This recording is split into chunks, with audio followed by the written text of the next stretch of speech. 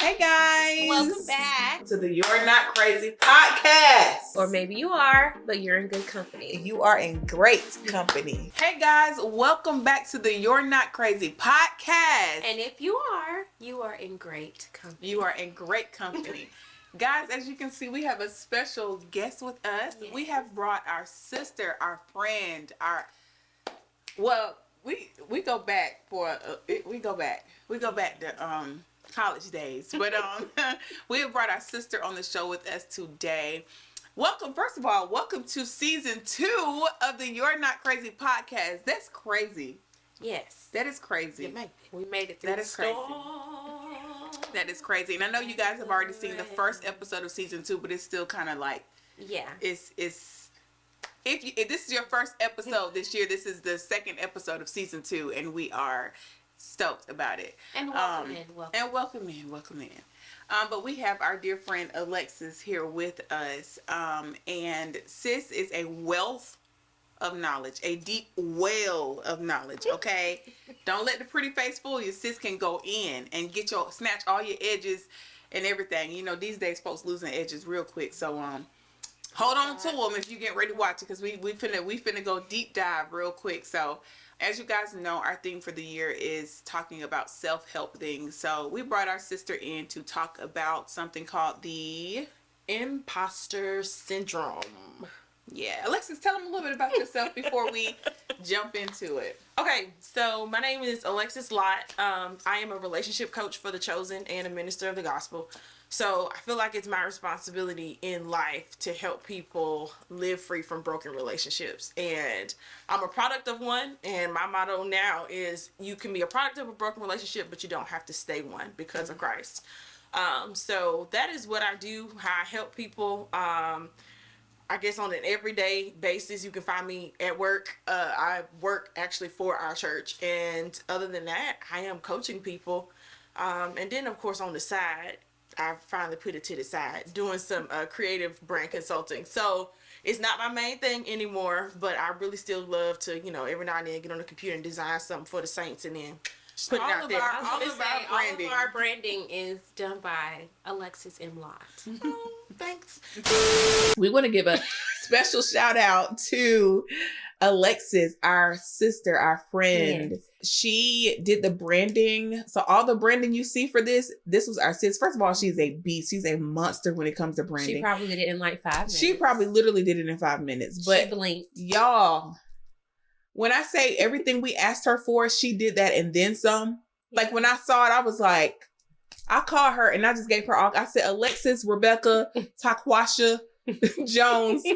I was like, girl, what? Like, what? It looks so good, and it literally encompasses exactly what we asked her for. Yes. So shout out to our sister Lex. She's definitely going to be on some episodes with us, probably multiple episodes. But yeah, so that's what I do, and that's how I serve people. And yeah, last but not least, I'm a 6'7" warrior. I'm married to their brother, and no, literally, yeah, and yeah, it's Aunt's cousin, but yeah, no, literally, but yeah. Literally, like quite literally, but yeah. So that's you literally our sister-in-law. Yeah. Now that's funny. I never even thought about it. Pretty much, yeah. Yes. So yeah.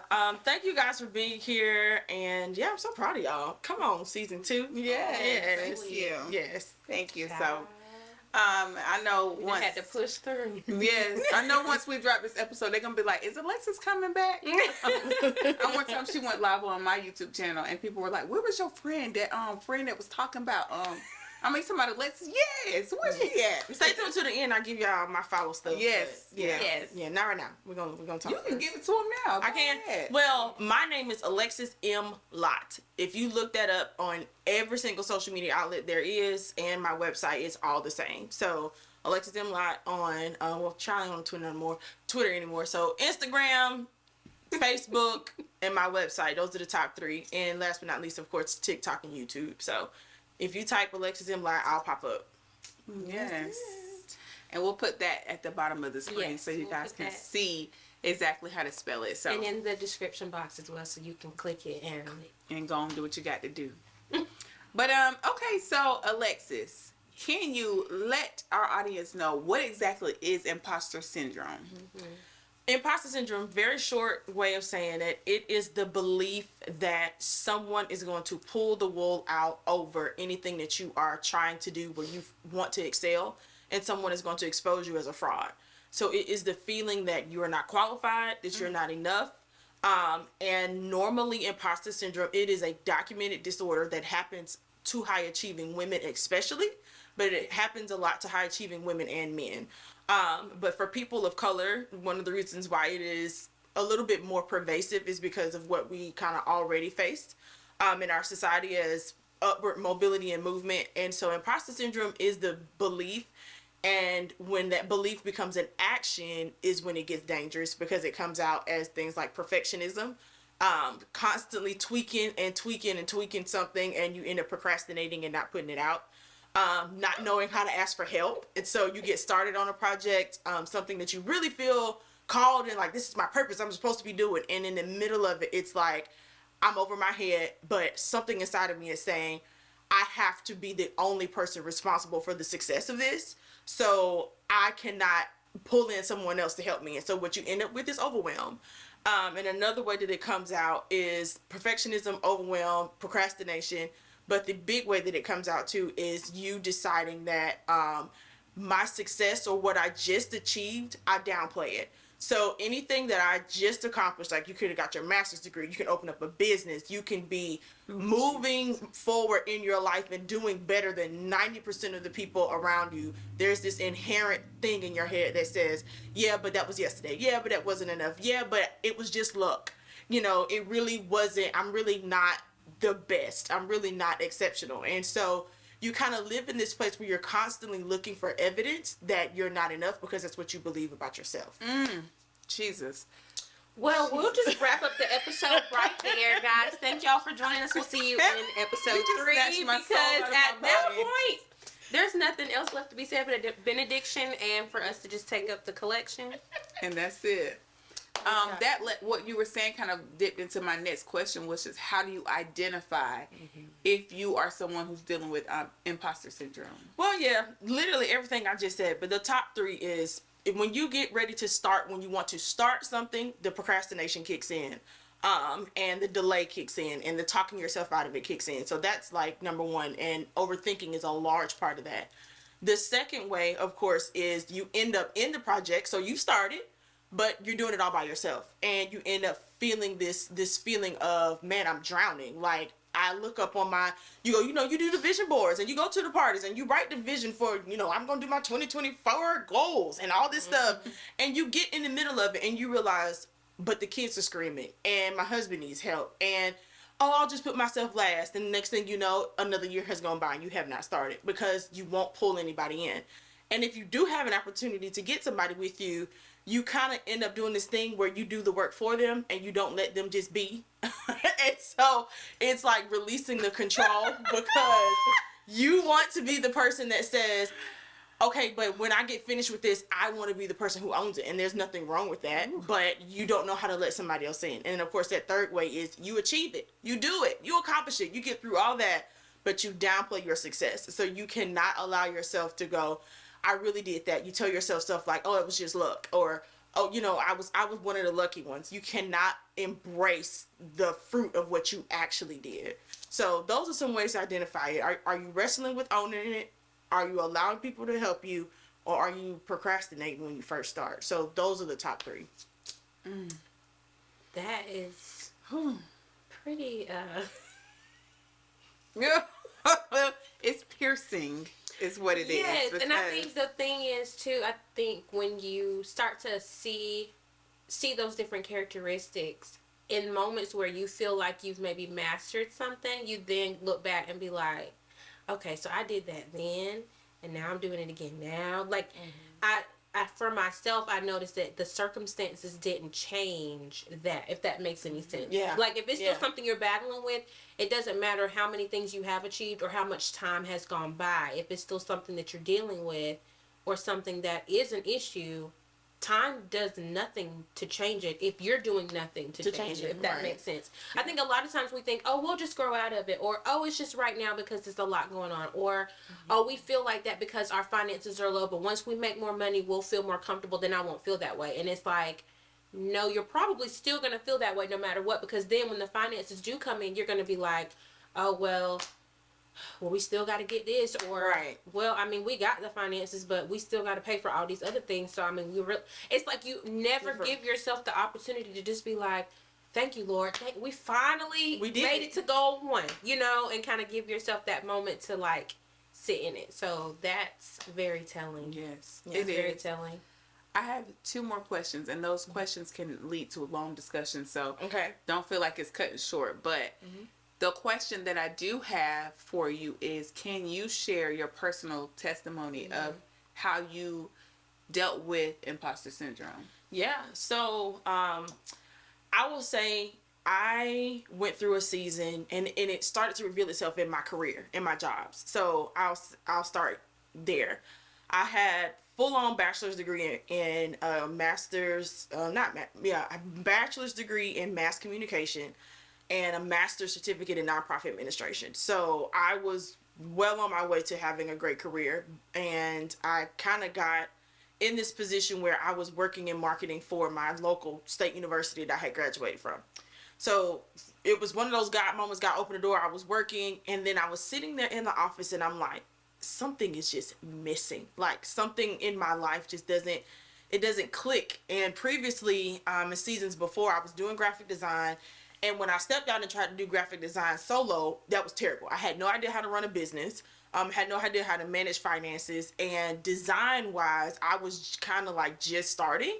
So I incorporated in 2014, but 2016, I was still like just 2 years fresh. So I wasn't in a place where I could get like a lot of clientele, and I was broke, like not like no little broke. It was like broke to the point where it was unnecessary. And I started to realize that like you're charging people $30 for flyers, and when they finally do pay you on PayPal, you're going immediately to the gas station to put that $30 in your gas tank, like stuff like that. And I did not know how to charge my worth. I had no idea how to ask for more money. And so the clients that I attracted were people who wanted the world, but financially, I was only like the $30 flyer girl. And of course, common sense, you have to go get a job. So I'm sitting there, I'm working, and one day, I promise you, I'm sitting there listening, and Holy Spirit speaks to me, and he says, imposter syndrome, and I Googled it. And I'm at my desk, I'm Googling it, because I'm trying to do this business and try to do my own little stuff on the side. And I Googled imposter syndrome, and I started reading about what it is, and I was like, wow, like, this is me. And not only did imposter syndrome, I read this book called The Secret Lives of Successful Women. And that book really like opened my eyes to the fact that this was a real thing that was living inside me. Like I could not face it. I could not just avoid it. I had to face it. And so I started going to therapy and really like trying to figure out what is the root of why I'm dealing with this. And I figured out that the bottom of it was shame. There was a deep sense of you're not worthy, you're not enough. And of course, we hate to talk about this stuff, but it is true. A lot of stuff you can trace it right back to your childhood. And things that progressively happened to me that sent this message that you can't be that girl. You can't be the girl who charges $100 for something like this. Nobody's going to want that from you. And this voice was so loud, and I believed it. So there's a difference between listening to a voice that tells you you're not enough and then believing what it says. Right. And so I'm sitting there and I'm at my desk, and God is like, yeah, the reason why you haven't really walked in the fullness of what you could do as a business owner is because there's this belief that you don't deserve that.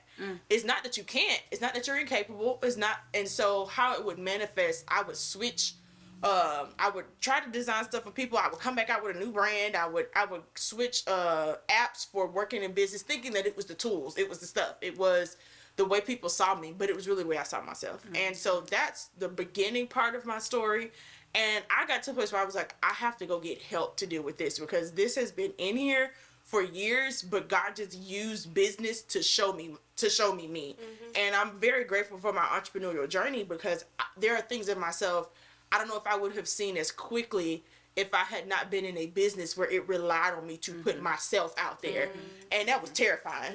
It's scary. It's so scary. It's scary because you really do have to be, like, you have to be your first partaker of the belief that you can do this.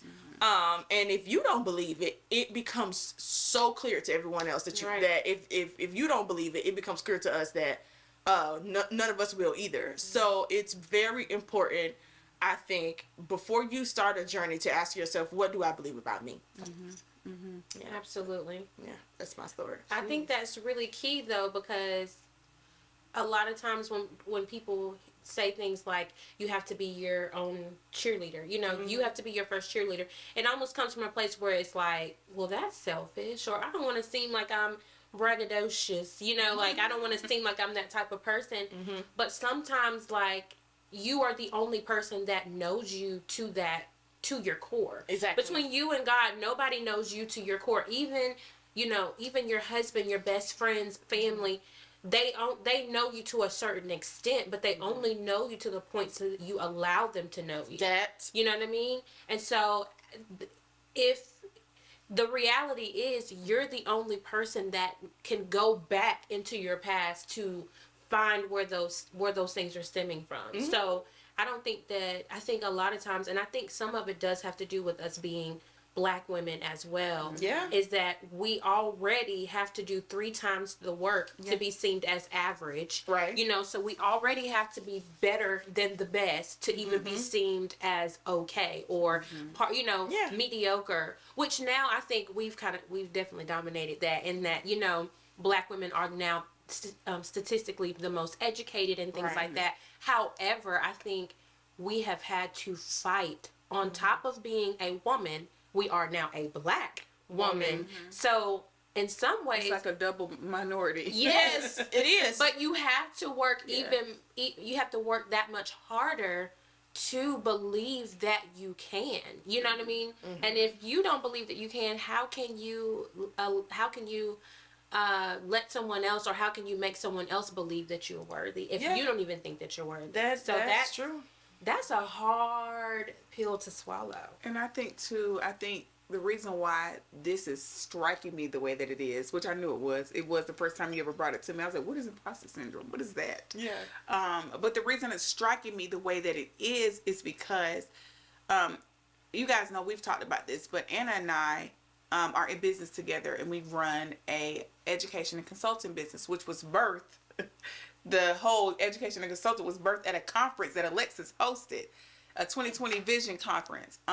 It was crazy, bonkers. But I said that to say, when we really embarked on this journey, so I started the journey alone in 2017, and actually Alexis was the one who encouraged me to get it started. I never forget, we were in our 2-bedroom apartment, and my middle son was a new baby, like maybe a few months old. And I don't know if you remember this, but Alexis was like, Tam, it's time to do it. Like, you got to stop being afraid. And I was like, but, and at the time I was dealing with imposter syndrome and didn't realize it. I had the credentials to start this business. Stupid educated. Okay. Both of them. I knew what I needed to do. I knew how to, I didn't know how to run the business. That just is that business. I always said, let me just do the program. Somebody else can run. I've always said that, but I had to step up in that too. But I have the credentials, I have the schooling, I have the education, I know what to do, but I was like, ain't nobody gonna receive services from me. Why would they want to? I didn't want to charge what needed to be charged, all of those things, and the procrastination, because truth be told, this could have been started years ago. And when I started it, I was like kind of scared, like, oh, I'll just do it on the side while I work a job. Jobs that I was miserable at. I am not a 9-to-5 girl, and I knew that, but I was scared, right? I'm not a 9-to-5 girl. Because you gotta have something to fall back on, which we're raised like that. I think the African American community, and not even just that, because even when you think about, and I'm sorry to interrupt. No, it's okay. But I'm thinking about even just people of color. Like, when you talk to people who are of Asian descent or anything, the majority of them who are in some type of creative arts now, most of them, not all of them, but most of them, when you talk to them, be like, yeah, you know, I'm a comedian, but I also have my doctorate degree in aerospace science. And you're right. What? Yes, because Exactly. their parents were like, education gotta- is yeah. important, and you gotta have, you know what I mean? They're like Right. a comedian, like with a doctor's degree, right, a master's, you know. Right. So, and it's So, crazy yeah. because I think for me, if I would have really stepped out there, I would have went full throttle with what I was seeing, and I don't even know that my mind could fully comprehend what God had in store. And in 2019, Anna came on, and we both, I think, was dealing with imposter syndrome because we was like, Anna was like, I don't know if I want to be like in business. Like, I think I just want to work with you. And I'm like, exactly what I said. No, I remember that. Do you remember when we met at Panera? And you said, I really just want to just talk to the moms that have like the children that come home with IEPs and they feel really bad, and I just want them to tell the baby it's gonna be okay. Like, Anna just wanted to be like a parent coach for children, and I was like, okay. And you know And some days that still feels very comfortable. I just want to talk to the I parents. just want to, that's it. because I think imposter syndrome also leads you to choose comfort over what you're supposed to be doing. Oh, So comfort over purpose, if that makes sense. Yeah. And it'll make you choose that, because if I go with my purpose, I got to be uncomfortable to get to that place. I got to be stretched.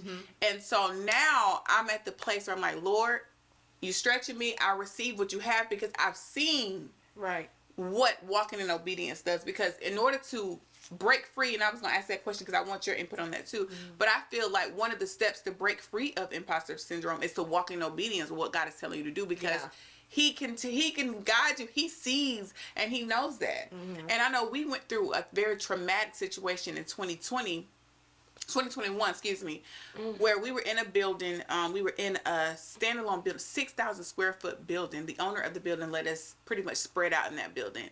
And we were paying them rent every month. We had started off in a 290 square foot office. It was 3 of us working in there.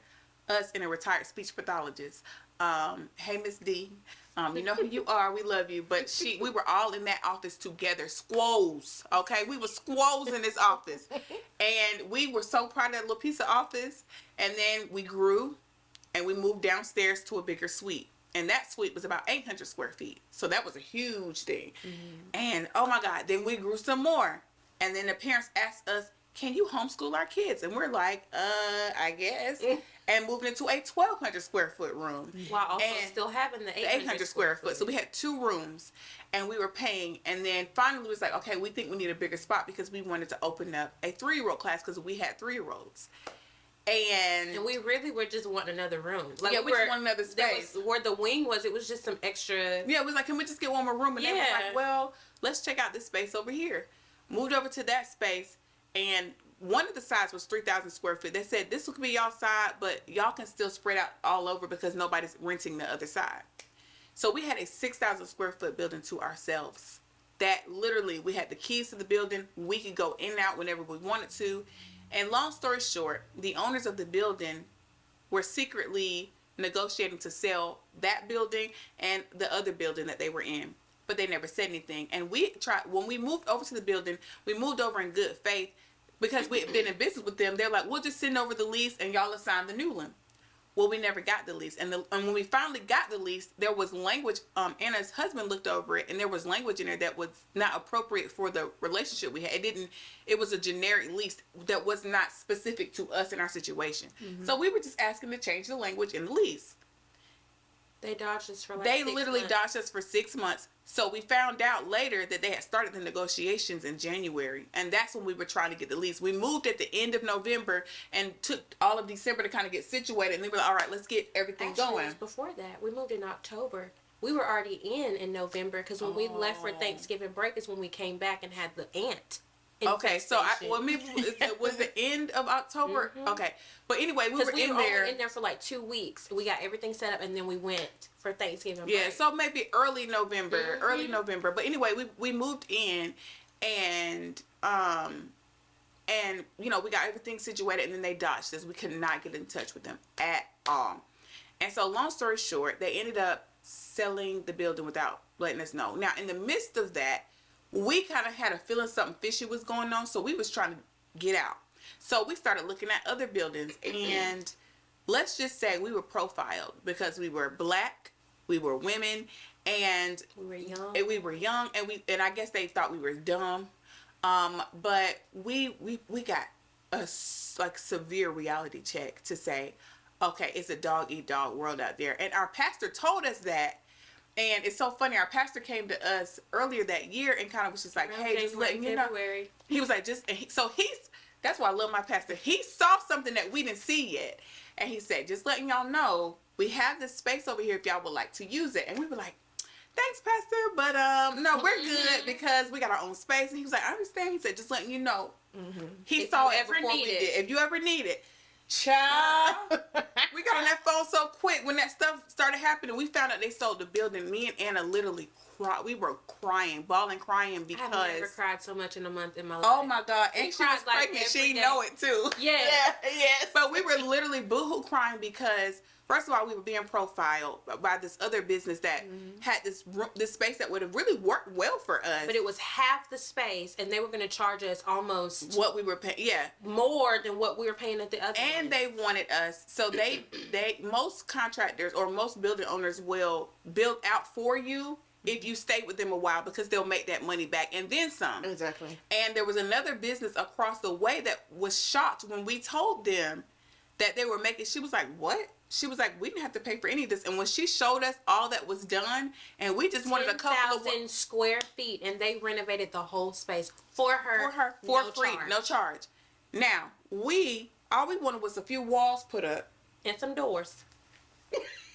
And we just needed to run maybe one air vent, one duct over or something. Nothing that was going to be evasive. They wanted us to give them $17,000 right up the front and then wanted to charge us, oh, you're going to be paying X amount each month. And it's like, really, y'all? And so it hurt. And so when we had to walk away from that, situation because they told us we didn't have enough skin in the game. That's what they told us. So we said, okay. So we had to walk away from that. And we ended up calling our pastor. We actually wasn't even thinking about, we were just trying to get his advice because we were distraught. And he said, hey, y'all do know the space is still available. He's like, would y'all, we said, before he could get out, we was like, yes. And we've been there ever since. It's been a wonderful partnership. But I said all of that to say, in that, we had to walk in obedience. And there was a lot of scary things that took place. But we had to stand firm on, no, we're not doing that. That's not okay. No, we're not going to be able to do that. Because we have to understand that when your reputation is online, especially when you represent Christ. Now, we're not a Christian business, but we are Christians who run the business. And people know that. And so when your reputation is online, God's reputation is online.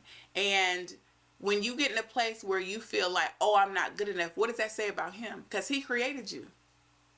What are you saying about God when you feel like you're not good enough? That part.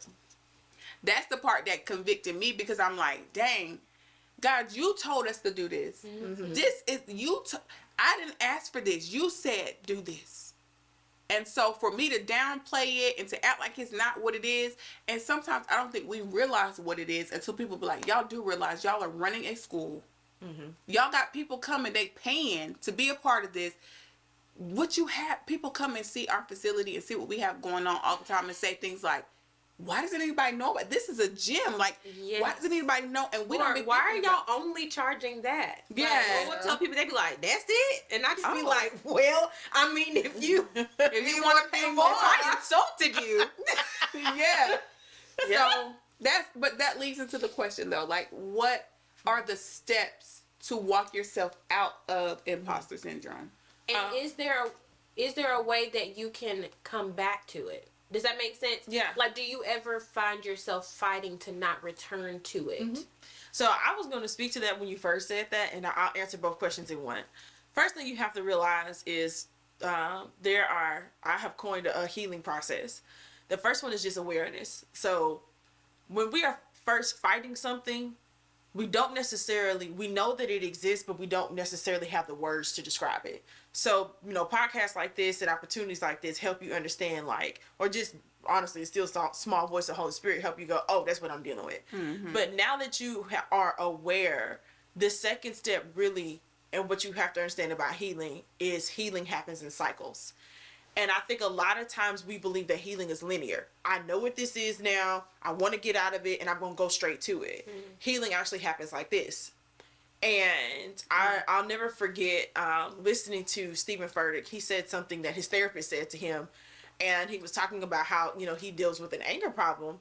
And she said to him, well, it seems like now you're not circling that issue at the same level anymore. And I was like, that really made me think that a lot of times when we first see a problem, we are at the bottom of a mountain. If you have ever driven up a mountain and gone to like a summit or something, you're on the same mountain, but you go around that joker 3 or 4 or 5 or 6, 7, 8 times before you get to the top. Wow. And it gets smaller and smaller as you go, but you're still on the same mountain. Healing happens in cycles. And so a lot of times we think that we're over something, and when we go back and see it popping up again, we get ashamed of ourselves, we get upset. But I want you to remember, you wouldn't even know what this was if you were not at the same level. So when you see it pop up, right, you wouldn't even know what it was. Healing happens in cycles, and so as you're moving up to move through this thing, now what you're doing is you're taking with you all the tools that helped you last time. So when I was in this before, what actually helped? And here's what Holy Spirit could also be telling you. Something that you tried to do before to heal this did not work. And so a lot of times we come at our issues with our tools. When the Bible says lean not onto your own understanding, that's the literal definition of all of us got problems. The issue is that our own tool set is what we're trying to use to fix it. And God is like, I need you to get my tools, because baby, you don't know what you're doing with this one. And sometimes we have to remember that the Lord really is our shepherd, our guide. So he is moving us through like Google Maps, how to get through this. So what tools did I use the last time? Last time I saw this problem, I just pretended like it wasn't there. The last time I saw this problem, I busied myself with more work, and I put another goal in front of me. Like, this is Alexa talking about herself. I put another goal in front of me to feel a sense of accomplishment, but I really didn't deal with the thing I actually knew I needed to deal with. So I tackled a lower level issue, knowing that I could manage this because I'm really terrified of that one over there. And so, like, that's an Alexis thing. So the problem for me, like how it will show up in my life, you're going to have to get on social media and talk about your business. Like, the simplest thing. You're going to have to get on video, which is the number one way to transfer any kind of information, because it lowers the education level. Sorry, educators. But it does. So, yeah. Understood. Yeah, video, you don't have to read. With video, a person with a Harvard education or a 5th grade education knows exactly what's happening, which is why it's so easy. So here I am talking to people about marketing, but I'm like, okay, but have you posted a video of yourself, or have you talked about what you're doing? The simplest thing is like all of a sudden all this trauma and all this stuff comes up in my body, and I'm like, I don't want to post. And so you end up scrolling all day. You end up absorbing something that somebody else has done, or you just end up hanging out in your stories and you're not actually on your timeline. Like, real simple stuff. But sometimes when you're dealing with yourself, you have to ask yourself, do I have the right tools to tackle this? So I realized that I didn't have the right tools, and I went to therapy, and I was like, okay, I now recognize I have a problem. I know the name of it. I'm aware of it. I realize I'm not handling this in the right way. So now my next step is to bring in help. And for someone that's managing imposter syndrome, part of your brain is saying, not managing. Like, I can't bring in help, because no, at some point you have to drop your pride. And I think that when we're not careful, we will operate in a degree of false humility. And Tam, that was what you were talking about and alluding to. When God truly has given you something and you downplay it, you actually are making it about you. So you become self-centered, not selfish, but you become self-centered. You become the center of the whole equation, failing to realize that there are so many other people and lives attached to what it is that you are about to obey. And so at some point, you really do have to say, how do I heal this? I have to drop my pride and recognize that me putting myself out there to do something that I'm terrified to do is a huge opportunity to rely fully on God's strength and his grace to get through this. Because if it were up to me, I wouldn't. But then you stop the cycle of love that says, okay, every single person in the Bible all had some reason that when God picked them, They were like, oh, Moses was like, baby, I got a stuttering problem. I can't talk to these people. You want me to lead 2 million people? I didn't do what? You know, everyone had a reason. Gideon was like, they don't even like my family. Like, I don't, no, Hagar. You know, everyone had a reason why they could not. And God, and it's almost as if your purpose is directly attached to the thing that you're terrified to do. And that is kind of God's pattern. It's God's Lord. yeah. Find another pattern. But God ain't switched up his pattern. No, Get somebody else to do it. Get somebody else to do it. And the Lord was like, but you know what? That's what Moses told God. So God was like, all right, I'm gonna add your brother Aaron, and y'all can do this together. And then I'm gonna call your sister Miriam. So those were, and that's what God gave Moses, one of the most prolific leaders in the Bible. He gave him a team. Jesus had a team. He had people. Show God did. Yeah, Jesus. A whole team. They talk about the 12 disciples, but really it was a lot. They was deep. They was deep. And the hard part about it is I think we think destiny and purpose is all our own. Yes, you're the visionary. So it is a responsibility to guard this, to keep this. But God also knows how to send you help in order to let that vision continue to grow, and you got to let people help you. And that's honestly one of the biggest ways that I came out of imposter syndrome. So I remember being in that office, and I called my friends, and I was like, I think I want to do a social media class.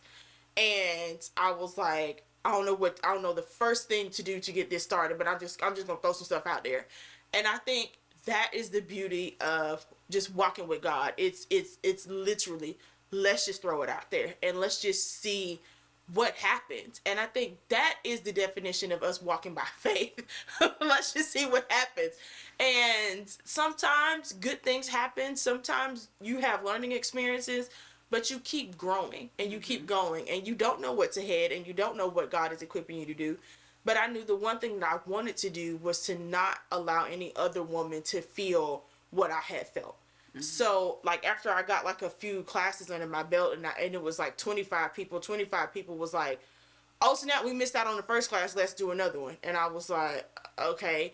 And then that class turned into, we missed out on that class, can you do another one? And so I remember at the beginning of 2019, it was like, or was it 2019 or 2018?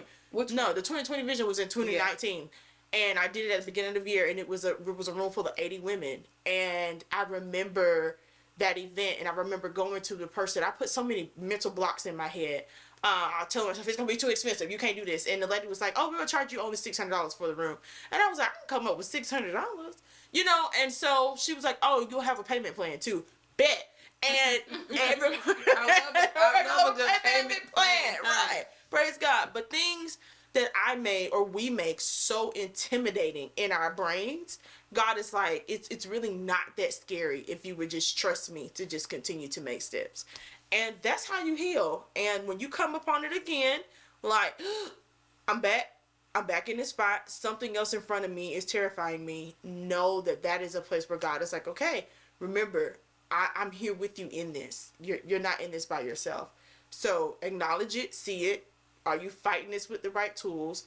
And can you allow me to stretch your faith to that next level? So don't beat yourself up when you find yourself going, oh, I'm dealing with this again. Like, it's terrifying. But that is literally what Scripture says when we go from glory to glory, faith to faith. It's like we literally go from one level of faith, and then we stretch and we go to another. And as we're growing, we just bring people with us. And that's funny you said that, and I'm going to say that, and then we can wrap it up unless you had something else to add. It's funny you said, remember that God is there with you in it, because I literally prayed that this morning. I was in the shower. You know how you start a prayer and then you get sidetracked, and then you finna go back to the prayer and then you get sidetracked again? I got in the shower. I said, Lord, I'm sorry. I was praying earlier. And I began to pray again. And one of the things I said to God, I said, God, it's been a rough week. I said, but I'm so grateful you were there with me in it. Because, and I said, this time the battle was different for me, because there were times where I was in a battle and I didn't allow him in that space. Because for me, it was, I got to figure this out. And it's like, hello. He's like, hello. I'm literally right here. Exactly. It's me. I'm Claudia. And for me, I was able to, my eyes were open to see, God, you was in this thing with me all week long, and I could hear you speaking to me, telling me what to say, what not to say. And I want that to be how my life always to be, because even though the stuff I dealt with this week was hard, it was easier, and like he said, take me on, because my yoke is easy and my burden is light. Right. So God, when I take you on, when I take you in, and I allow you in that space, the things I'm going through just don't seem to be doing it like how it used to do. Like when I used to go through, it used to just feel so heavy. And while the heaviness may still remain there, you're in there with me, and I feel comforted knowing that you gonna get me through this. That's like a baby. A baby might, for instance, my son, he's scared of the dark. But if I walk with him, we still going down the dark hallway. That don't change the fact that the hallway is dark.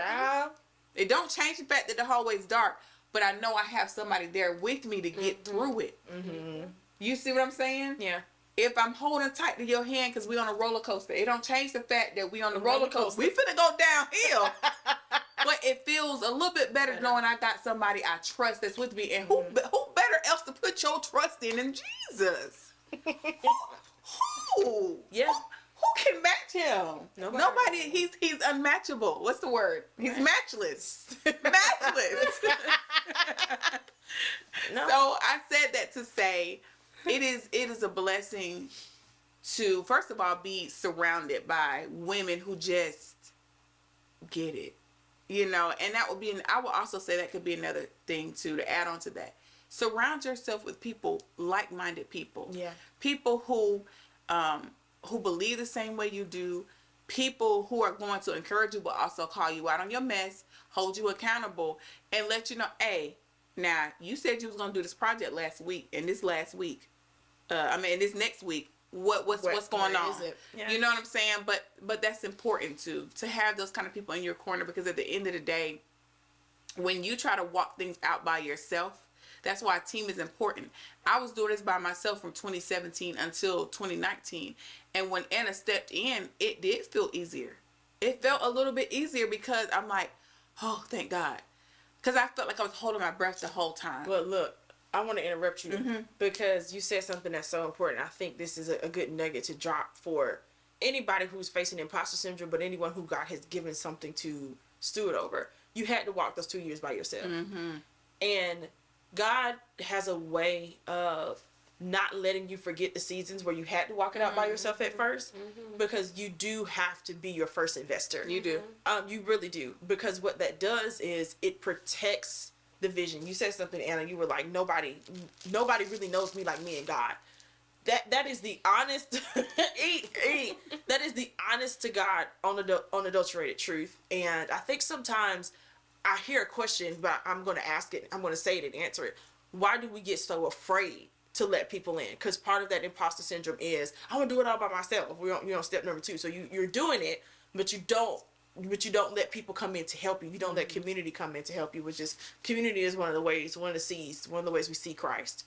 And a lot of times we are afraid of that because we are afraid that someone will come in and change what it is that we wanted to do, or they give so much input that now we feel like we're not significant, that it's no longer our vision. And God has a very interesting way of crafting you and creating you with a measure of boldness to say, no, this is the way I saw it and this is the way it is.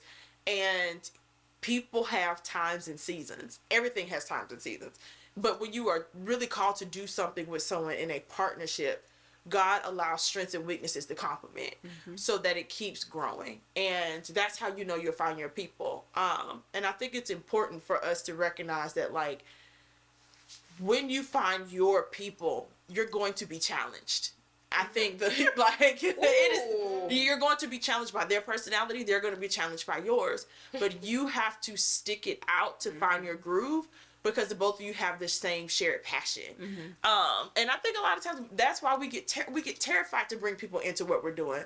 But God a lot of times will let you cocoon and hover over that thing long enough to where now it's at the place where it can be in the hands of someone else. Like when you have a newborn baby, like you do, like when you have young kids, the first few years of their life, no, you can't go over everybody's house. No, everybody's not babysitting you. No, everyone's not touching you. No, because people transfer things.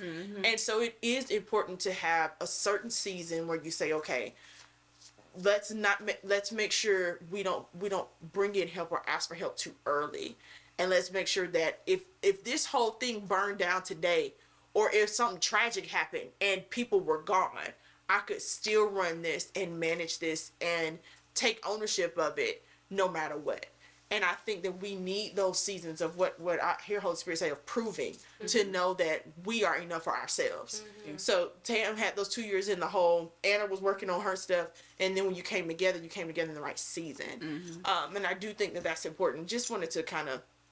I do. I agree with that. And what I also heard before we wrap it up is, guys, we talked about imposter syndrome kind of in the business set, like being entrepreneurs, but you can deal with that, and you can deal with it as a mother.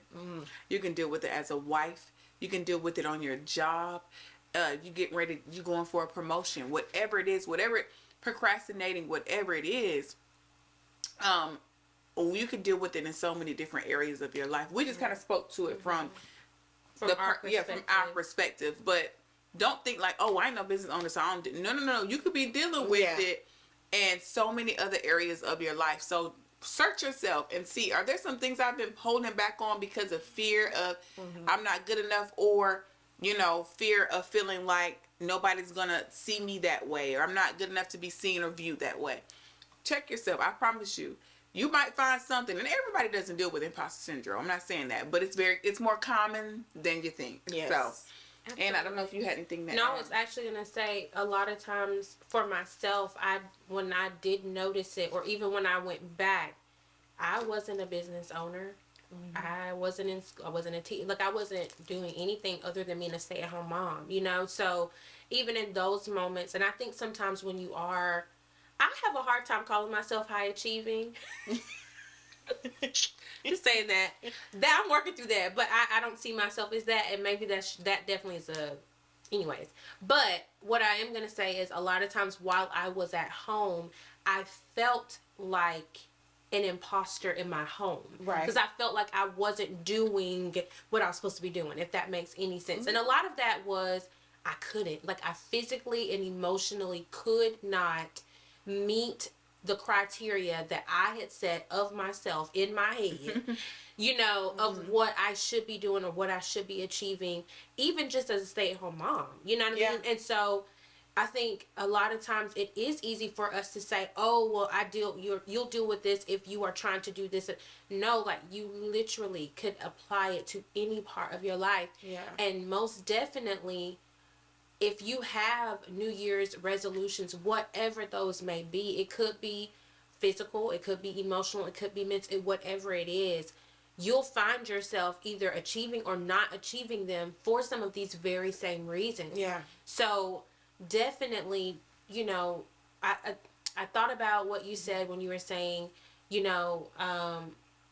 how everyone in the Bible that did all of these amazing things, all of them had some type of team. And it is important, guys. A lot of people, when they hear, like, man is not meant to be alone, they automatically just think about that in relationships, marriage, right? But stop. Stop. But a lot of times it's yes, but on top of that, like, when I was feeling my most alone is when I was around the most amount of people. Like, and you have to be open to allowing people into your space, because if not, you will literally go crazy. Like, literally go crazy. And the only reason why I'm not in the Bradley Center is because my husband did not take me. Okay. But we had children. I was married. I had a job. Like, we were in the mix of things. I was working on ministries and church. Like, we had people around us, and that was still the hardest season of my life. And so it's so important that you find people who can speak into your life, because sometimes that literally is the difference between life or death Yeah. for many of us, especially when you take on dealing with postpartum depression and anxiety, when you take on being high achieving and not seeing yourself achieve, when you take on wanting to do all of these different things and not being able to actually do it and achieve it. You can find yourself in a silo by yourself with a house full of people, and literally that be the moment where you are literally in a valley of decision between taking these pills or walking back out there to get something to drink. Like, I think a lot of times we do not think about the severity and the realness of how it is for just an everyday person. So even if it is just one person, even if it's just a one person at your job that y'all seem to always get there at the same time, y'all seem to always go for the same coffee, and y'all lunch get, sometimes you just find yourself like, why do I keep interacting with this person in some type of way? Right. You might want to pray about that and see if maybe that is just that one person that keeps you just here. It just gets you through the workday. Y'all don't have to go to brunch. Y'all don't even have to know each other, but sometimes they just get you through the workday, so you would know, like, I'm not alone in this. We getting through it together, girl. We clocking in, whatever. So just make sure to find your person or your people. If you're, it is. I promise you, it is. You have the opportunity to feel alone and be in a marriage and be in a good one. So it's not always, I won't feel this way if I get a good husband or a good wife. I won't feel this way if my mama just apologizes. She's probably never going to apologize. That is a very real thing. And your marriage could be amazing and you can still feel alone. So single women, please don't think that all of your problems are automatically going to stop just because you finally get your Boaz. No. Like, please. In fact, they get a little worse. Hello, because now you bringing on his stuff and your stuff, and y'all got to figure out how to live together. That's a whole new situation, and that is the mistake that I made. Yes, but that's the mistake that I made. Yeah. We have to have you back for that. Right, thinking that once I got married, I would feel better about certain things. And the problem is, what makes it worse is, now I feel like I'm not enough to be the wife that he deserves because I'm not okay. Right. That's a whole nother situation that you brought upon yourself. So please take the time that you need to get yourself together and to work through these things. You don't have to be perfect, but give yourself time to work through it. I promise you, it's so much better to be a work in progress than just a sitting duck. It's so much better to be one or the other. So I just wanted to encourage y'all to not, take on the idea that this doesn't apply to you because you're not an entrepreneur or you're not married or whatever. It applies across the board to any and everybody. And this is why you need people around you, because Anna, you have a women's ministry on the inside of you. You do. And the reason, and that is imposter syndrome right here, because we've been telling her that Anna has a wealth of knowledge and she always sits back and just, I'm not going to say anything. You need to continue to keep speaking up because people need to hear your voice. Like, I'm sitting next to some monsters right here. Like, the stuff that be coming out their mouth sometimes, I be looking at them like, where did that come from? Why did you? I'm serious. I've said this before though. Like, legit. Like, you gotta stop being quiet. You gotta open up, because you just sat here and you talking about passing collections plate. Well, Lexus was yes. But pass it back. Pass it back. Benediction. And we're done. Because you literally just snatched somebody's edges in 5 minutes. And I think that was so necessary for y'all to tap into, because like, I know my lens, but the lens for imposter syndrome is so broad for women in general, and that really needs to be heard. It's like, no, this really can apply to any and everyone. And then, like what you just said, we could eat that up all day. Like, literally all of the above. It is, what area of your life do you just not feel enough? And are you stuck starting? Are you stuck in the middle? Or are you stuck not knowing how to give yourself a win? That's how you find it right there. She just gave it to you. Yeah. What do you not feel enough? Let's start there. Yeah.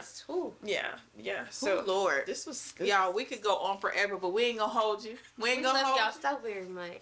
We do. We love y'all. Thank you, Alexis. You're welcome. Lot for coming on our podcast. And here's the thing, y'all. We gonna actually post these on a podcast platform. We be forgetting, and my husband literally does everything. So, and his brain, if I don't tell him, it's gonna dump. Listen. So, we gonna actually I think our first one is on a podcast platform. All the other ones from season 1 are not posted. So it's really become a video cast, Yeah. which we may just kind of, we'll see. call it, but we'll see. We'll see how the Lord leads. How the Lord leads us. Right now it's a video cast that we're calling the podcast, but you know, who's checking? But thank y'all for supporting us. Thank y'all for just being here with us. And we hope that this video blessed you as much as it blessed me, because baby, I'm sitting over here about in tears. Yeah. So thank you, Alexis, again for coming. Yeah. We're definitely gonna have to have you back about what we was just talking about, because woo. But anyway, guys, make sure you follow Alexis. Her name is Alexis M. Lott across all the social medias. Her website, YouTube, Instagram, and Facebook. You can find her on all of those platforms. Make sure you check her out. And I'll be TikToking too. And TikTok, sorry. Not And TikTok. I'll be I'm TikToking forgetting with the young TikTok. folks.